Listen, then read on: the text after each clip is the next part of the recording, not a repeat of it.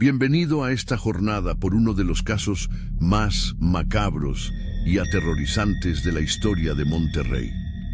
Antes de comenzar, te invito a dejar en los comentarios aquí abajo de dónde estás viendo este video y a qué horas. Y también, si te gustan historias como esta, suscríbete al canal para más casos diarios. ¿Listo? Ahora aumenta el volumen y vamos a comenzar.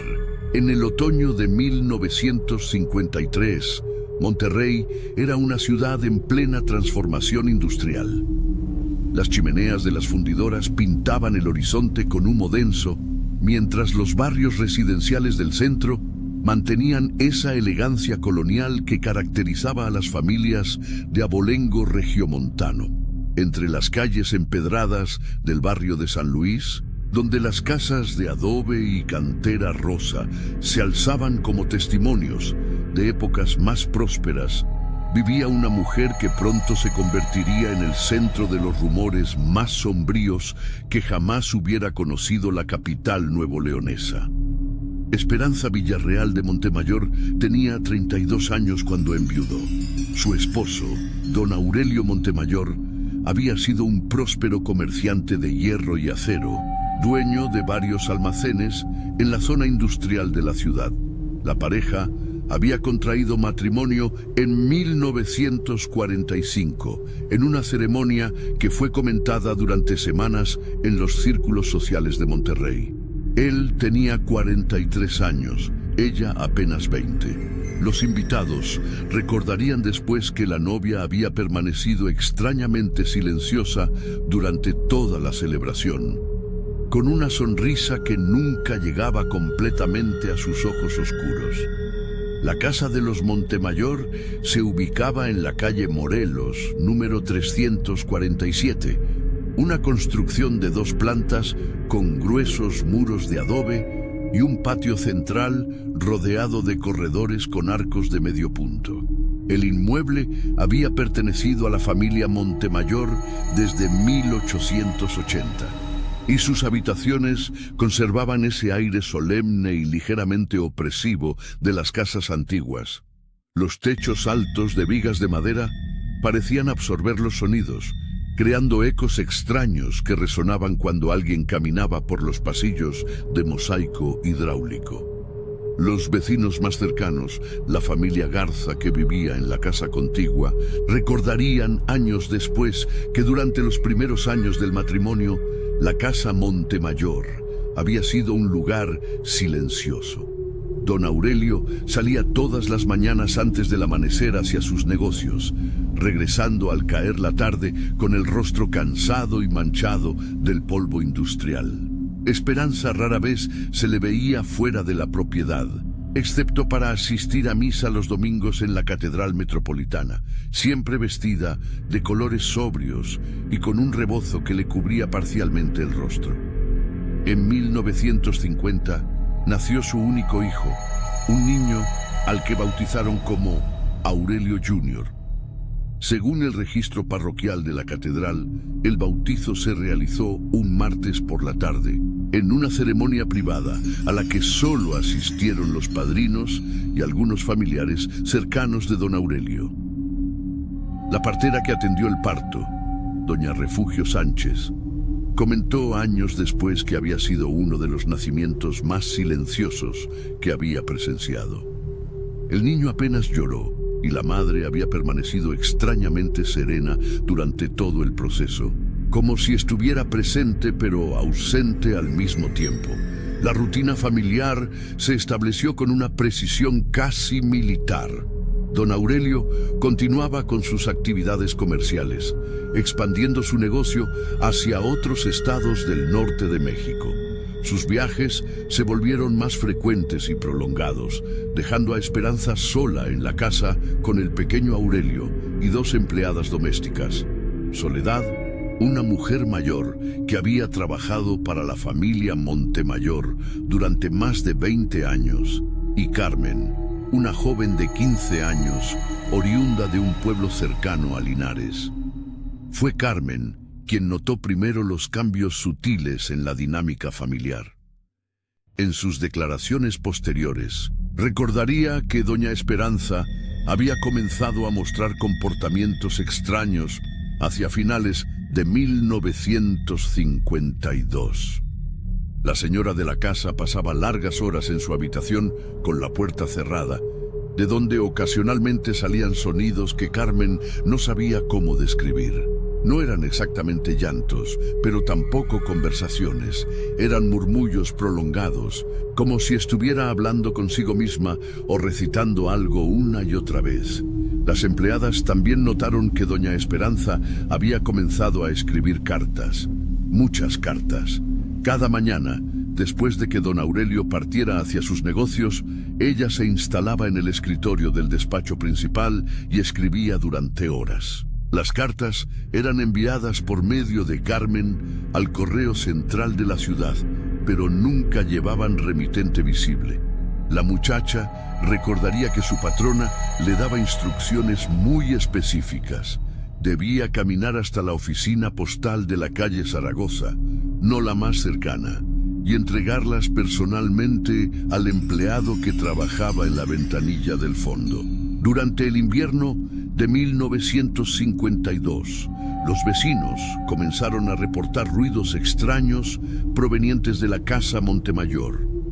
No eran ruidos fuertes o alarmantes, sino sonidos persistentes y perturbadores que se manifestaban principalmente durante las madrugadas. Doña Eulalia Garza, la vecina de la casa contigua, describió en su testimonio que escuchaba como si alguien moviera muebles pesados por los pasillos, pero siempre con un ritmo constante y repetitivo que se extendía durante horas. Los ruidos se intensificaron durante los meses en que don Aurelio realizaba sus viajes más largos. En febrero de 1953 partió hacia Tampico para establecer una nueva sucursal de su negocio. El viaje, que originalmente duraría 2 semanas, se extendió a casi 2 meses debido a complicaciones legales relacionadas con los permisos de importación. Durante ese periodo, los vecinos reportaron que la casa Montemayor había permanecido extrañamente iluminada durante las noches, con luces que se movían de una habitación a otra en patrones que no parecían corresponder a las actividades normales de una familia. Soledad, la empleada de mayor antigüedad, pidió permiso para visitar a sus familiares en su pueblo natal durante ese mismo periodo. Según sus propias palabras, registradas en una declaración posterior, había comenzado a sentirse incómoda en la casa. No podía explicar exactamente por qué, pero mencionó que doña Esperanza había empezado a hablarle de manera extraña, haciendo preguntas sobre su lealtad y si había comentado algo sobre la familia con personas ajenas a la casa. Carmen, por su parte, permaneció en la propiedad durante la ausencia prolongada de don Aurelio. Su testimonio sería crucial para entender lo que ocurrió durante esas semanas. Según sus declaraciones, doña Esperanza había transformado completamente sus rutinas. Ya no se levantaba temprano como solía hacer, sino que permanecía en su habitación hasta bien entrada la tarde. Cuando finalmente salía, tenía una expresión que Carmen describió como ausente, pero alerta al mismo tiempo. Sus ojos parecían estar fijos en algo que nadie más podía ver, pero reaccionaba inmediatamente a cualquier sonido o movimiento en la casa. El pequeño Aurelio, que entonces tenía 3 años, también había mostrado cambios en su comportamiento. Carmen notó que el niño había dejado de jugar en ciertas áreas de la casa, particularmente en el corredor que conducía al despacho de su padre y en las habitaciones del segundo piso.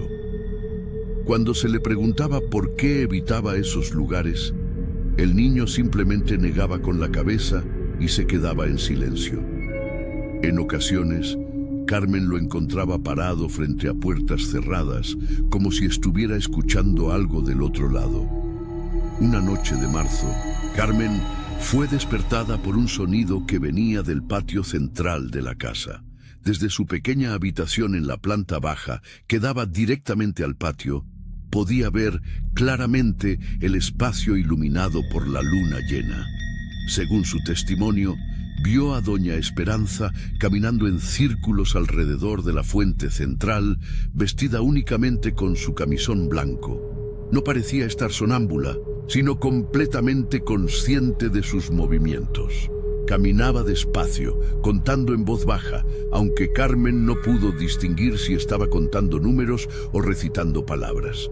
La escena se repitió durante varias noches consecutivas, siempre a la misma hora, entre las 2 y las 3 de la madrugada. Carmen decidió no interrumpir ni comentar lo que había presenciado, pero comenzó a sentir una inquietud creciente que la mantenía despierta durante esas horas.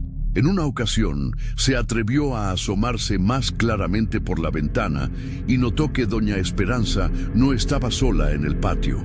Había algo más, pero Carmen no pudo determinar qué era. Su descripción posterior fue vaga e inconsistente. Mencionó una sombra que se movía cerca de uno de los muros, pero que no parecía corresponder a ningún objeto físico visible.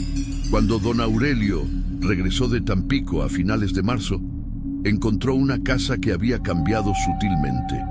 Su esposa lo recibió con una amabilidad exagerada que él no recordaba haber experimentado antes. Esperanza había preparado una cena elaborada y había decorado la sala principal con flores frescas del mercado.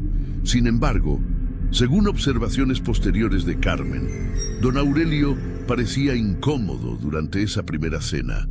Comía en silencio, dirigía miradas frecuentes hacia las escaleras que conducían al segundo piso, y en varias ocasiones se levantó para revisar las puertas y ventanas de la casa, como si sospechara que alguien más pudiera estar presente.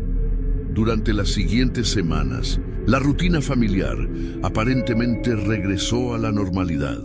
Don Aurelio reanudó sus actividades comerciales locales, aunque redujo considerablemente sus viajes fuera de la ciudad.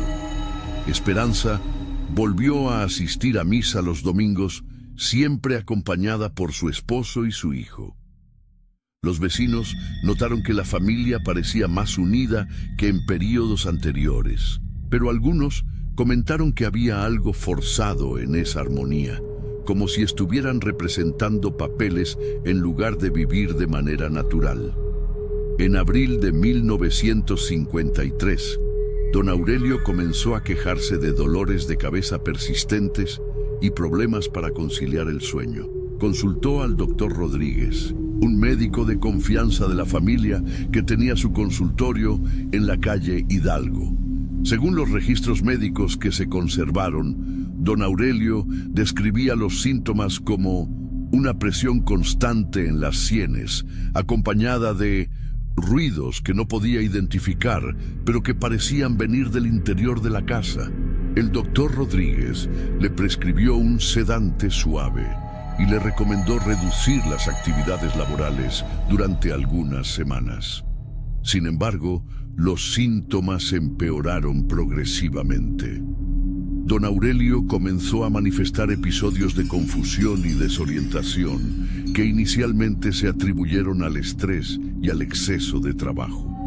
Esperanza se mostró como una esposa dedicada y preocupada, acompañándolo a todas las consultas médicas y asegurándose de que siguiera estrictamente el tratamiento prescrito.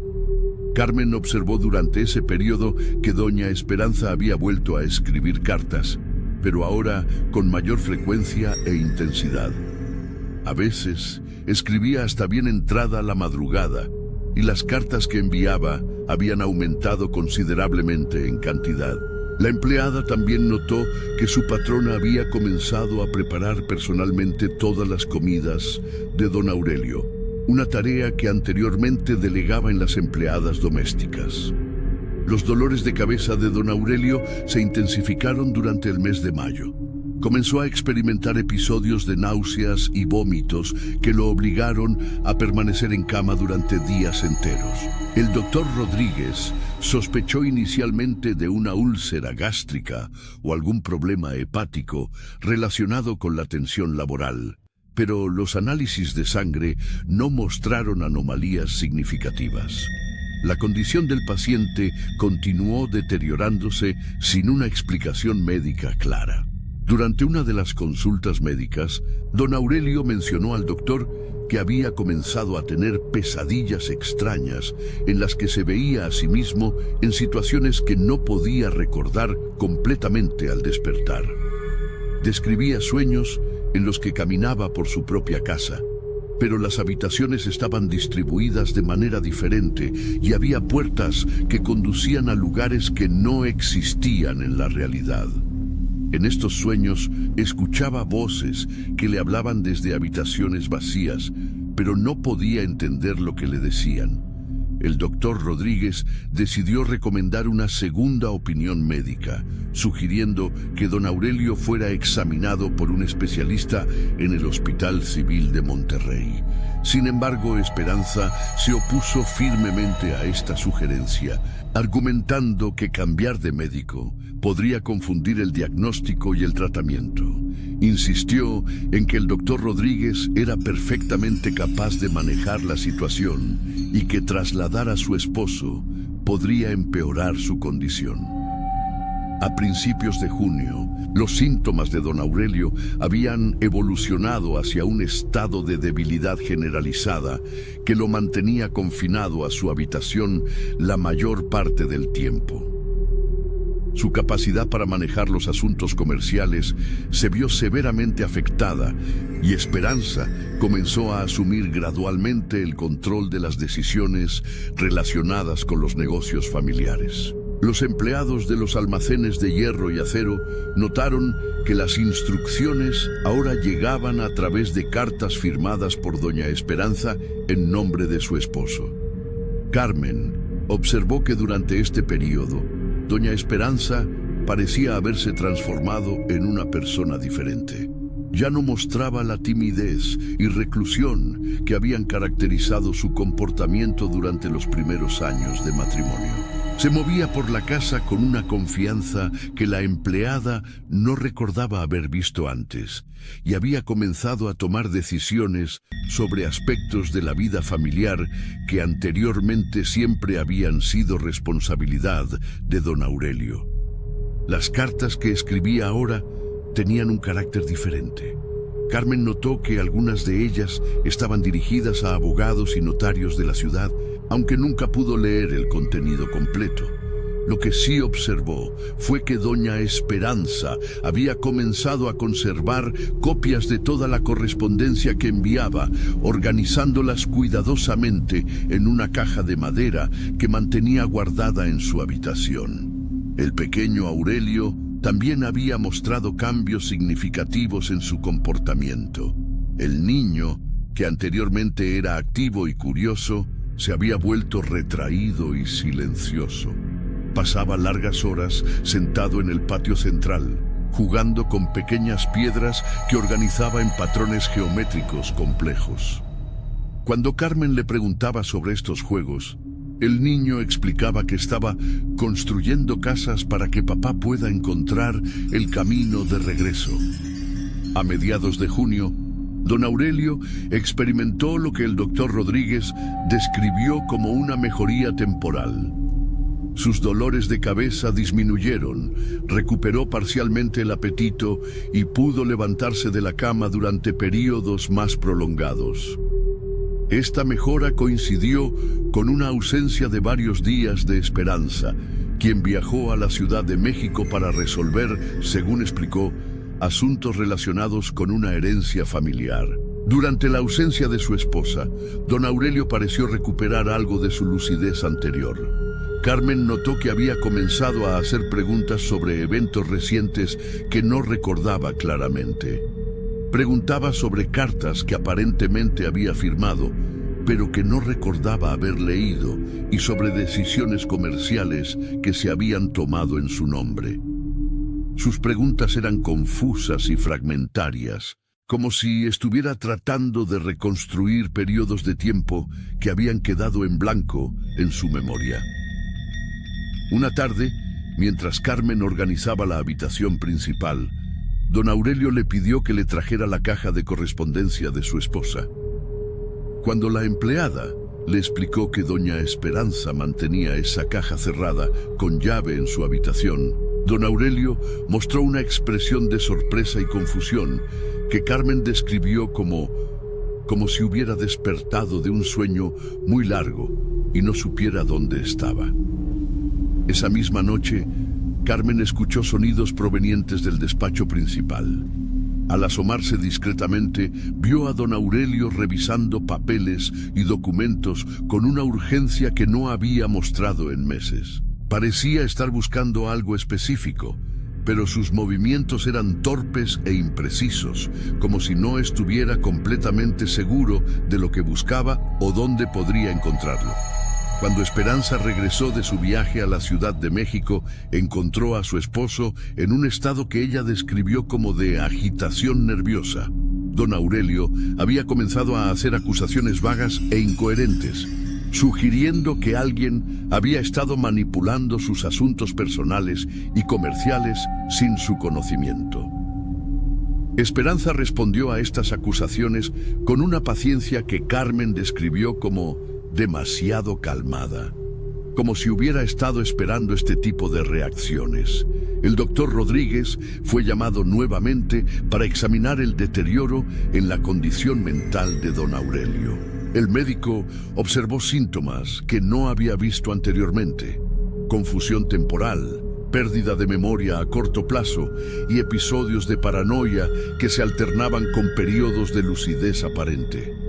Recomendó reposo absoluto y sugirió que el paciente fuera sometido a observación médica constante. Esperanza asumió completamente el papel de cuidadora principal, insistiendo en que ella se haría cargo personalmente de administrar todos los medicamentos y de supervisar la alimentación de su esposo.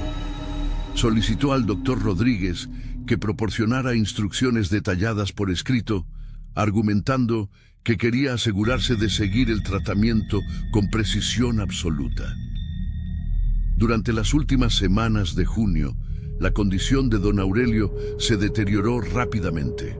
Los episodios de confusión se volvieron más frecuentes y prolongados, y comenzó a manifestar síntomas físicos adicionales: temblores en las manos, dificultad para mantener el equilibrio al caminar, y problemas de coordinación que afectaban su capacidad para realizar actividades básicas como escribir o alimentarse.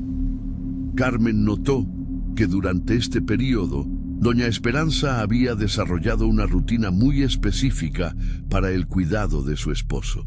Preparaba todas sus comidas en la cocina principal, pero las llevaba personalmente a la habitación y permanecía presente durante cada comida para asegurarse de que don Aurelio consumiera todo lo que se le servía.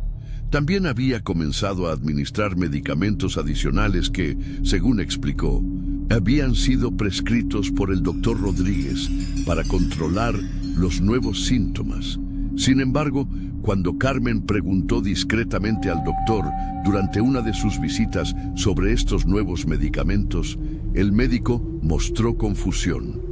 No recordaba haber prescrito tratamientos adicionales y pidió ver los frascos de medicinas que se estaban administrando. Esperanza explicó que había consultado con otro especialista en la Ciudad de México durante su viaje y que este médico había recomendado un tratamiento complementario. Los vecinos comenzaron a notar cambios en la apariencia externa de la casa Montemayor. Las ventanas permanecían cerradas durante todo el día, incluso durante las tardes calurosas de verano que caracterizaban a Monterrey en esa época del año. Las empleadas domésticas ya no se las veía trabajar en el jardín frontal como solían hacer, y la correspondencia se acumulaba en la puerta principal, sin ser recogida durante días.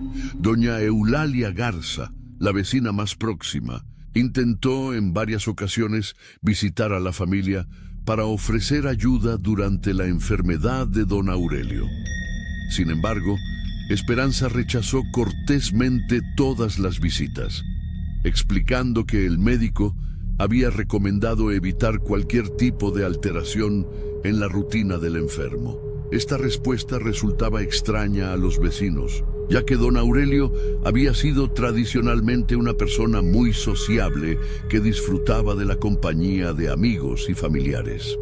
A principios de julio, el comportamiento del pequeño Aurelio comenzó a preocupar seriamente a Carmen. El niño había desarrollado la costumbre de sentarse frente a la puerta de la habitación de sus padres durante largas horas, como si estuviera esperando algo.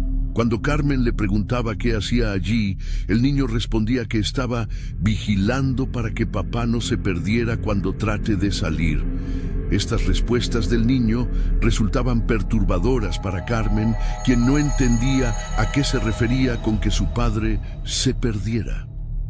La habitación de los padres estaba en el segundo piso de la casa, con una sola puerta de acceso que daba al corredor principal. No había manera de que alguien se perdiera saliendo de esa habitación, a menos que el niño estuviera percibiendo algo que los adultos no notaban.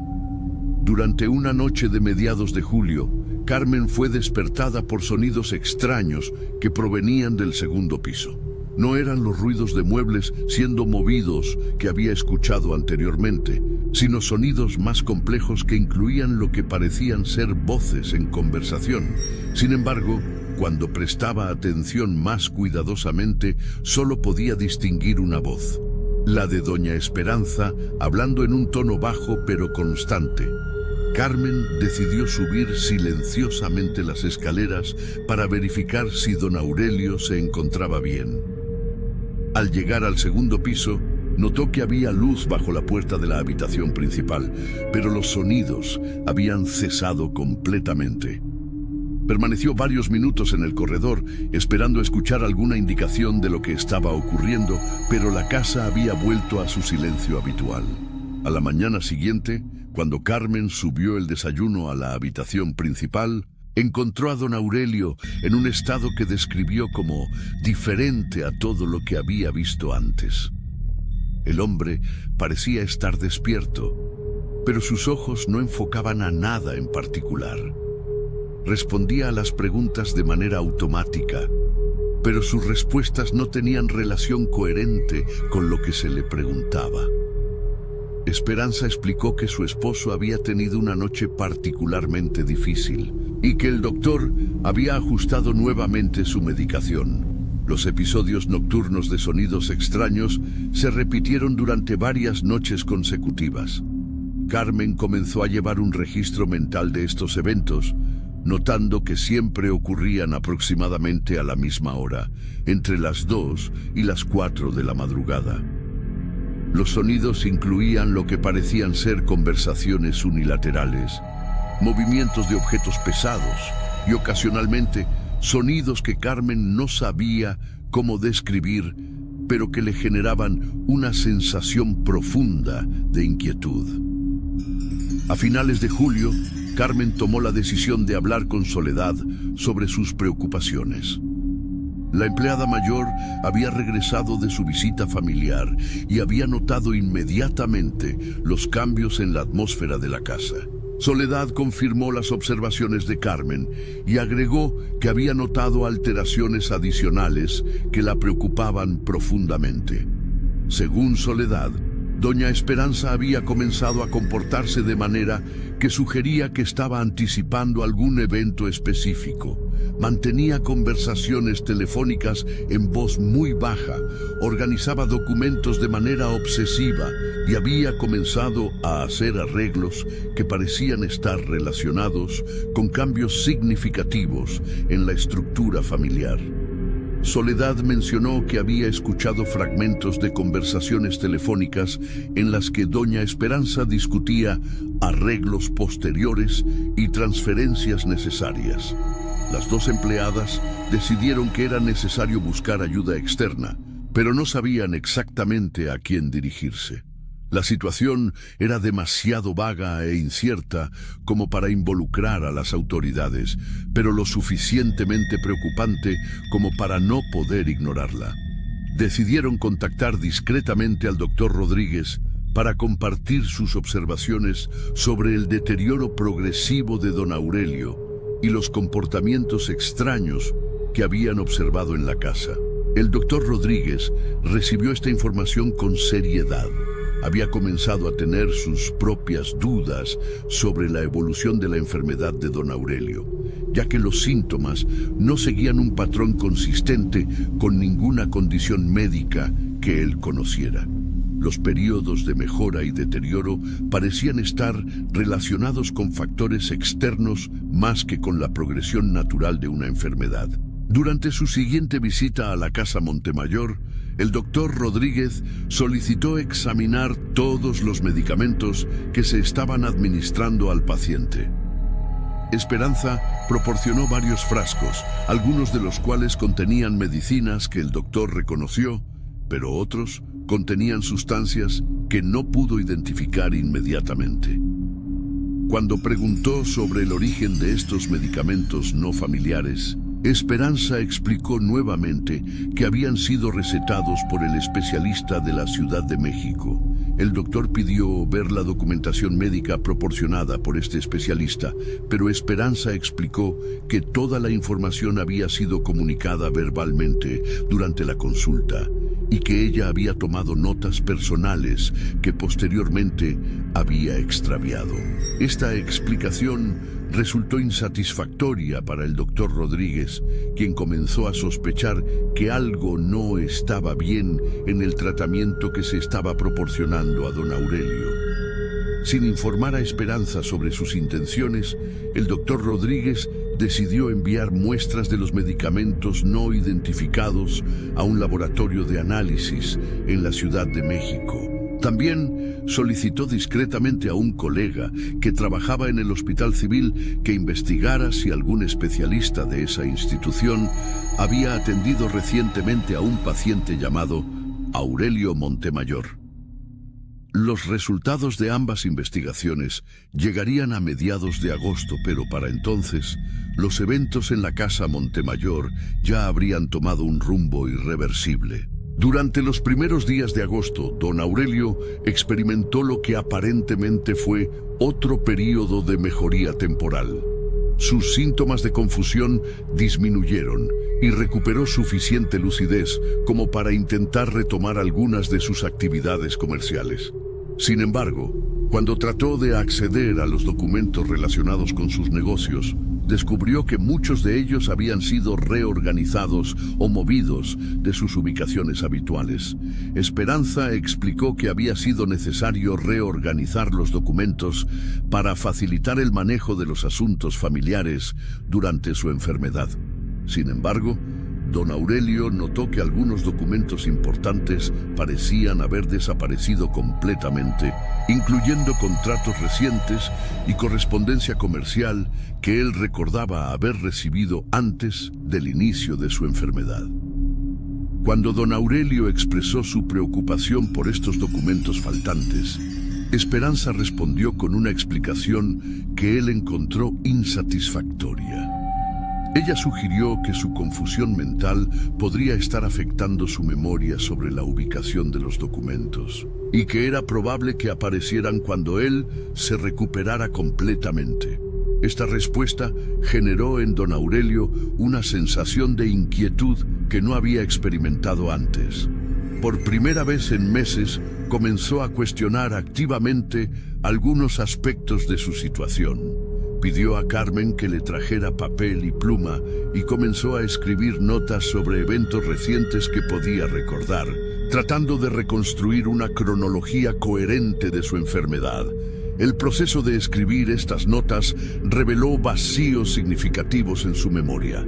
Había periodos completos de días o semanas que no podía recordar en absoluto, y otros periodos en los que sus recuerdos eran fragmentarios e inconsistentes. Algunas de las cosas que creía recordar no parecían tener sentido cuando las escribía, como conversaciones que aparentemente había tenido, pero que no podía ubicar en un contexto temporal específico. Durante este periodo de lucidez relativa, don Aurelio también comenzó a notar aspectos de su entorno físico que le resultaron extraños. La disposición de algunos muebles en su habitación había cambiado y había objetos que no recordaba haber visto antes. Cuando preguntó sobre estos cambios, Esperanza explicó que había hecho algunas modificaciones para facilitar su cuidado durante los periodos de mayor enfermedad. Sin embargo, los cambios eran más extensos de lo que estas explicaciones justificaban. Don Aurelio notó que algunos de sus libros personales habían desaparecido de la biblioteca, que ciertos cuadros habían sido cambiados de lugar y que había cajas y maletas en el armario que no recordaba haber guardado allí. Estos detalles le generaron una sensación creciente de que algo fundamental había cambiado en su entorno sin que él fuera consciente de ello.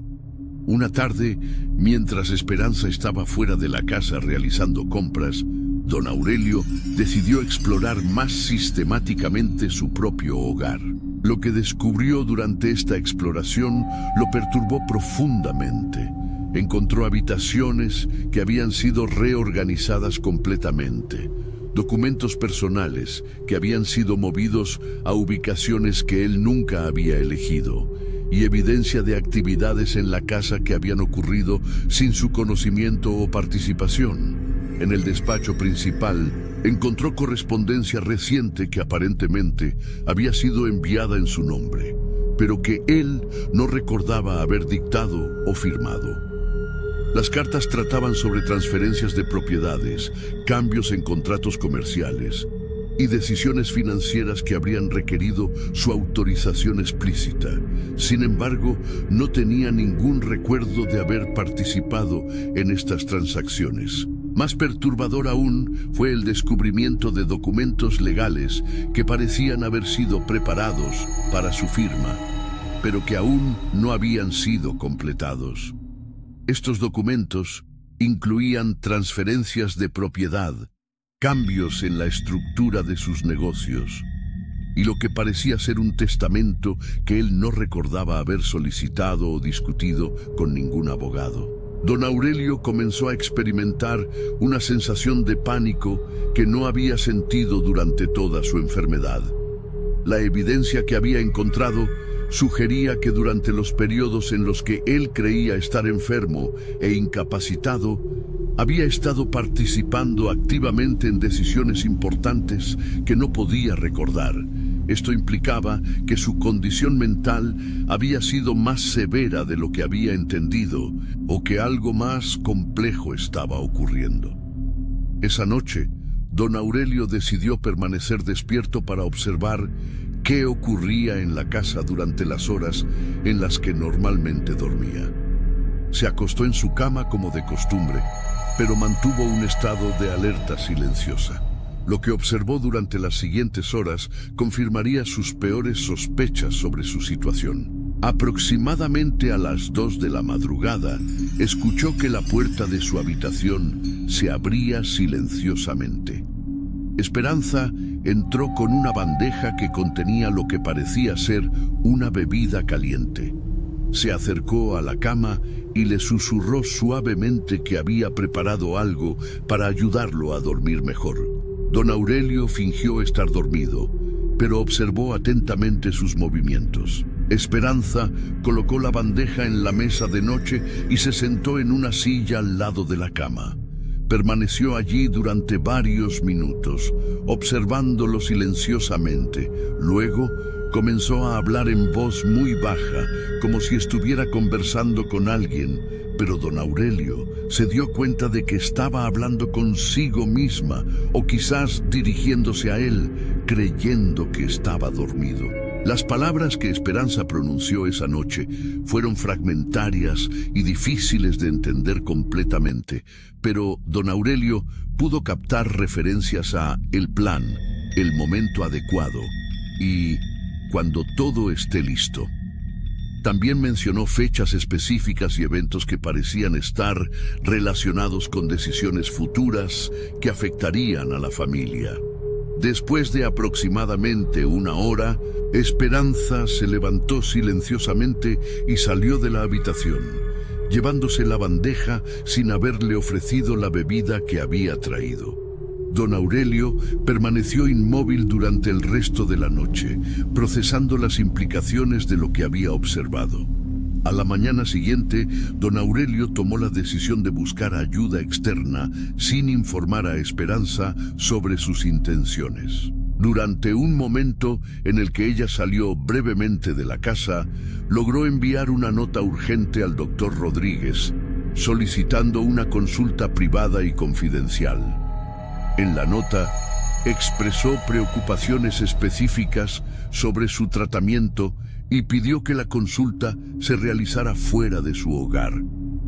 El doctor Rodríguez, quien ya había comenzado a tener sus propias sospechas sobre la situación, acordó encontrarse con don Aurelio en su consultorio esa misma tarde. Sin embargo, cuando don Aurelio intentó salir de la casa para acudir a esta cita, Esperanza se opuso firmemente, argumentando que su condición médica no permitía salidas sin supervisión médica directa. La discusión que siguió fue la primera confrontación abierta entre los esposos que las empleadas domésticas habían presenciado durante todo el periodo de la enfermedad. Don Aurelio insistió en su derecho a consultar con su médico de manera independiente, mientras que Esperanza mantuvo que cualquier cambio en su rutina de cuidados podría poner en riesgo su salud.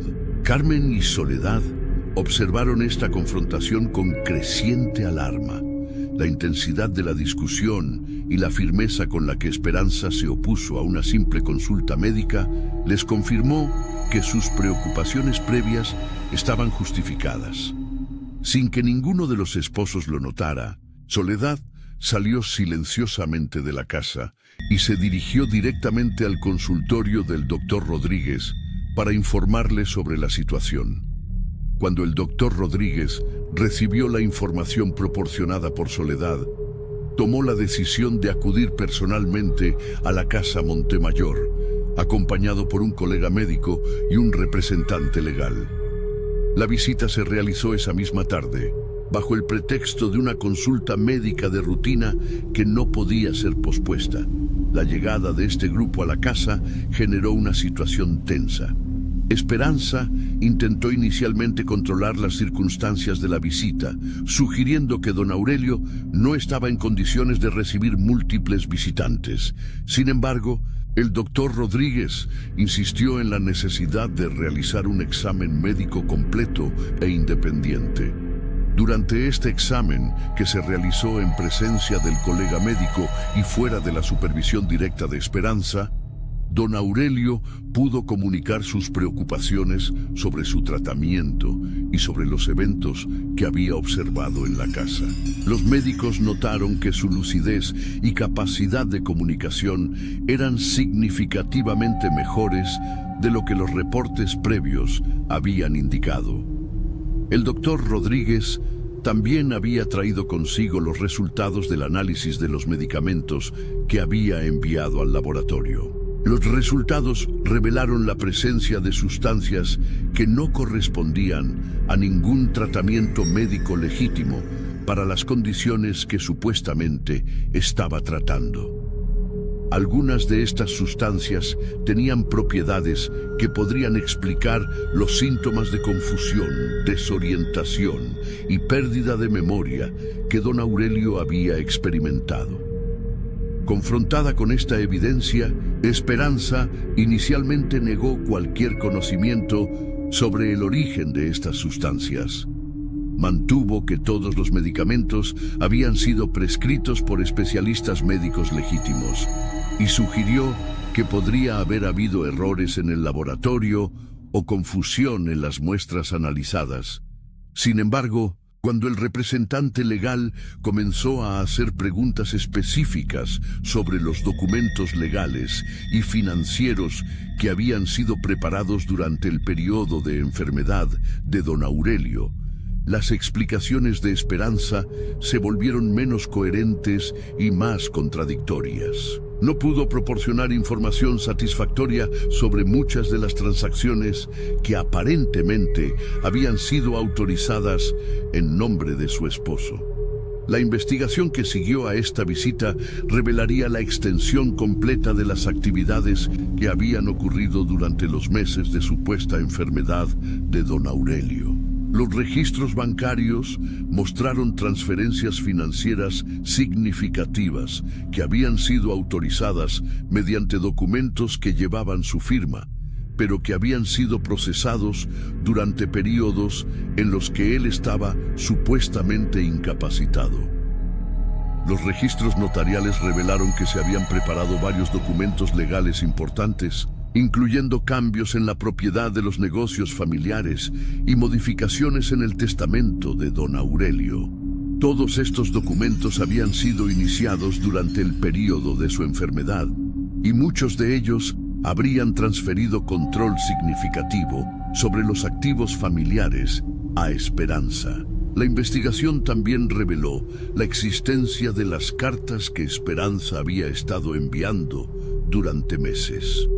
Muchas de estas cartas habían sido dirigidas a abogados, notarios y funcionarios bancarios, preparando el terreno para cambios legales y financieros que se habrían implementado gradualmente durante un periodo extendido. Cuando se confrontó a Esperanza con la evidencia acumulada, su respuesta inicial fue continuar negando cualquier intención maliciosa. Argumentó que todas sus acciones habían estado dirigidas a proteger los intereses familiares durante un periodo en el que su esposo no había estado en condiciones de manejar sus asuntos personales. Sin embargo, la evidencia médica sobre las sustancias no prescritas que habían sido administradas a don Aurelio, combinada con la evidencia documental sobre las actividades financieras y legales, construyó un caso que sugería un patrón deliberado de incapacitación y manipulación. Durante los interrogatorios subsecuentes, emergieron detalles adicionales sobre los métodos que Esperanza había empleado. Las sustancias que había estado administrando a su esposo tenían efectos que creaban periodos de confusión y sugestionabilidad, durante los cuales él podía ser inducido a firmar documentos o hacer declaraciones sin comprender completamente sus implicaciones. Los periodos de mejoría que don Aurelio había experimentado correspondían a momentos en los que estas sustancias habían sido temporalmente suspendidas, permitiendo que su lucidez natural regresara. Estos periodos habían sido cuidadosamente controlados para coincidir con momentos en los que Esperanza necesitaba que él apareciera competente para propósitos específicos, como firmar documentos importantes. La cronología reconstruida reveló que el plan había estado en desarrollo durante un periodo considerable. Las cartas que Esperanza había comenzado a escribir meses antes del inicio de la supuesta enfermedad de su esposo habían sido parte de una estrategia coordinada para preparar las condiciones legales y financieras para la transferencia gradual de control sobre los activos familiares. El pequeño Aurelio, que había mostrado comportamientos extraños durante este periodo, había sido un testigo involuntario de actividades que no podía comprender completamente. Sus referencias a ayudar a su padre a encontrar el camino de regreso y su comportamiento de vigilancia habían sido respuestas intuitivas a la percepción de que algo estaba mal en su entorno familiar. Las empleadas domésticas, cuyas observaciones habían sido cruciales para exponer la situación, proporcionaron testimonios detallados sobre los cambios que habían observado en la familia durante los meses precedentes. Sus descripciones de las rutinas alteradas, los sonidos nocturnos extraños y los cambios en el comportamiento de los miembros de la familia construyeron un cuadro consistente de manipulación sistemática. Cuando los detalles completos del caso se hicieron públicos, la sociedad de Monterrey reaccionó con shock y fascinación. La historia de una mujer que había sistemáticamente incapacitado a su esposo para ganar control sobre su fortuna capturó la atención no solo local, sino nacional. Los periódicos de la época dedicaron extensas coberturas al caso, refiriéndose a Esperanza como la viuda que no quería esperar. Los procedimientos legales que siguieron fueron complejos y prolongados. Esperanza fue arrestada y acusada de múltiples cargos relacionados con fraude, falsificación de documentos y administración no autorizada de sustancias peligrosas. El caso estableció precedentes legales importantes en México para situaciones de abuso doméstico que involucraban incapacitación química. Don Aurelio se recuperó gradualmente de los efectos de las sustancias que había estado recibiendo, pero el impacto psicológico de la experiencia lo afectó durante el resto de su vida. La realización de que había sido sistemáticamente manipulado y controlado por la persona en quien más confiaba le generó traumas que requerirían años de recuperación. Los negocios familiares fueron eventualmente restaurados a su control, pero don Aurelio nunca recuperó completamente su confianza en su capacidad para manejar sus asuntos independientemente. Desarrolló un sistema de verificaciones múltiples para todas las decisiones importantes y nunca más vivió solo sin la presencia de testigos confiables. El pequeño Aurelio fue puesto bajo el cuidado de familiares de don Aurelio durante el procesamiento legal de su madre. Los efectos psicológicos de haber crecido en un ambiente de manipulación sistemática requerirían atención profesional especializada. El niño había desarrollado patrones de comportamiento hipervigilante que persistirían durante años. La casa de la calle Morelos, número 347, fue eventualmente vendida. Don Aurelio nunca pudo regresar a vivir en el lugar donde había experimentado meses de manipulación y control. Los nuevos propietarios reportaron que la propiedad conservaba una atmósfera extraña, particularmente en las habitaciones del segundo piso y en el área del patio central. Las empleadas domésticas, Carmen y Soledad, recibieron reconocimiento público por su valentía al reportar sus sospechas a las autoridades médicas y legales. Sin sus observaciones cuidadosas y su decisión de buscar ayuda externa, es probable que el plan de Esperanza hubiera continuado hasta sus conclusiones planeadas. Durante su procesamiento judicial, Esperanza mantuvo una postura de dignidad que muchos observadores encontraron perturbadora. Nunca mostró remordimiento explícito por sus acciones, manteniendo hasta el final que había actuado en el mejor interés de la familia. Su capacidad para presentar una fachada de respetabilidad mientras ejecutaba un plan de manipulación sistemática se convirtió en un caso de estudio para psicólogos y criminólogos. Los registros del caso fueron archivados en 1955, después de que se completaron todos los procedimientos legales. Esperanza fue sentenciada a una pena de prisión que la mantendría encarcelada durante la mayor parte de las siguientes 2 décadas. Los documentos relacionados con el caso fueron sellados durante un período de 10 años para proteger la privacidad de los miembros sobrevivientes de la familia. En 1965, un periodista de investigación intentó acceder a los archivos del caso para escribir un libro sobre crímenes familiares en México. Sin embargo, descubrió que muchos de los documentos originales habían sido trasladados a ubicaciones de archivo diferentes durante una reorganización administrativa, y algunos parecían haber sido extraviados durante el proceso. Los documentos que permanecieron accesibles proporcionaron solo una imagen parcial de los eventos. Las cartas originales que Esperanza había escrito durante los meses de preparación de su plan nunca fueron recuperadas completamente. Se cree que contenían detalles sobre sus motivaciones y métodos que habrían proporcionado una comprensión más completa de la psicología detrás de sus acciones. Don Aurelio murió en 1968, a los 58 años de edad. Su muerte fue atribuida a complicaciones cardíacas, pero quienes lo conocían creían que nunca se había recuperado completamente del trauma psicológico de haber descubierto la traición de la persona en quien más había confiado. Hasta el final de su vida, mantuvo dificultades para confiar completamente en las personas más cercanas a él. Su hijo, Aurelio Jr., creció para convertirse en un hombre cauteloso y reservado que evitaba las relaciones íntimas prolongadas.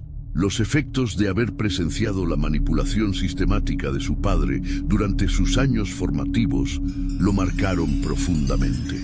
Se convirtió en un ingeniero exitoso, pero nunca se casó y mantuvo muy pocas relaciones personales cercanas. La historia de la familia Montemayor se convirtió en una leyenda urbana en Monterrey, transmitida a través de generaciones como una advertencia sobre los peligros ocultos que pueden existir dentro de las familias aparentemente respetables. La casa en la calle Morelos cambió de propietarios varias veces durante las siguientes décadas, y muchos residentes reportaron sensaciones de inquietud que no podían explicar racionalmente. Esperanza fue liberada de prisión en 1975, después de cumplir 20 años de su sentencia. Para entonces, era una mujer de 54 años que había envejecido considerablemente durante su encarcelamiento. No tenía familia que la recibiera y desapareció de los registros públicos poco después de su liberación. Algunos rumores sugirieron que había emigrado a Estados Unidos, mientras que otros creían que había cambiado su identidad y se había establecido en otra parte de México. Sin embargo, nunca se confirmó su paradero posterior y eventualmente dejó de ser objeto de interés público.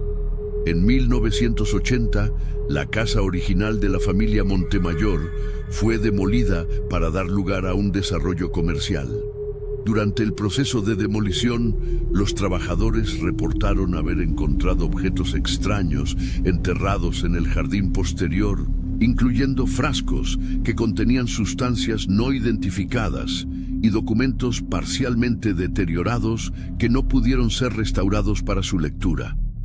Estos hallazgos sugirieron que la historia conocida del caso Montemayor podría haber sido solo una parte de una serie de actividades más extensas.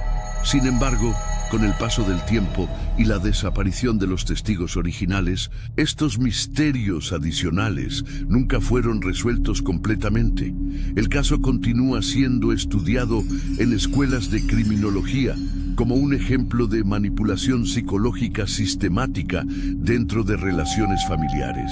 Los métodos que Esperanza empleó para incapacitar gradualmente a su esposo mientras mantenía una apariencia de cuidado devoto se han convertido en un caso de referencia para la identificación de patrones de abuso doméstico sofisticado.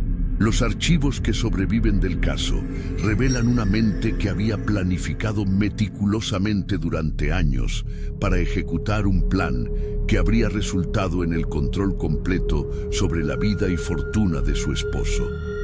La paciencia y determinación que demostró en la implementación de este plan continúa fascinando a los estudiosos del comportamiento criminal. Hoy, más de 70 años después de los eventos originales, la historia de Esperanza Villarreal de Montemayor permanece como un recordatorio perturbador de los oscuros secretos que pueden existir detrás de las fachadas de respetabilidad familiar. En una época en la que las mujeres tenían limitadas opciones independientes, ella eligió crear sus propias opciones a través de métodos que chocaron profundamente con las expectativas sociales de su tiempo.